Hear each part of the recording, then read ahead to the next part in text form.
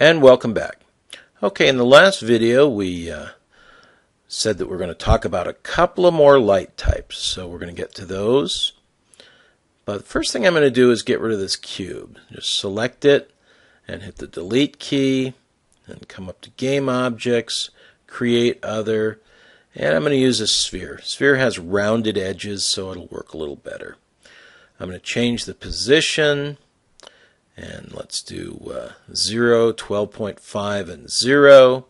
And then the scale, give it 25, 25, and 25, so it's still spherical. There it is. That's great. The camera is looking at it. We're set. There's in the game view. Okay, looks good.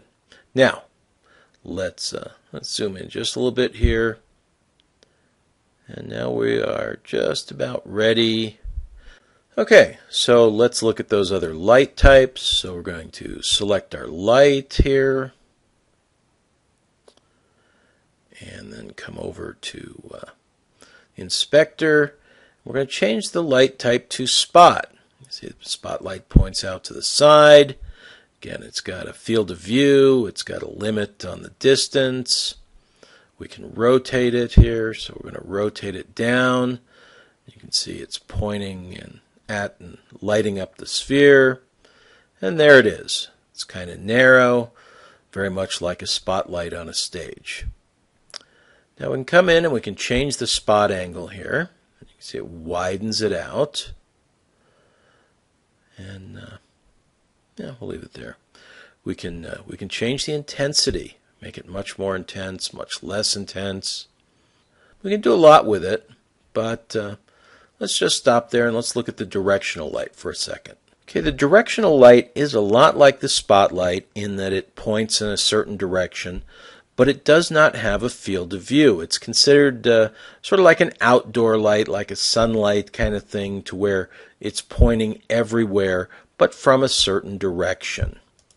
So we'll come in here to Light Type, and we'll choose Directional Light. And you notice right off how bright it is. So let's turn the intensity way down. Normally the directional lights you need to use at an intensity of something less than 1. So we've got about 0.3 there. That's fine. And we see the angle. It retained the angle from the spotlight. So we can save our scene and give it a name and anything you want.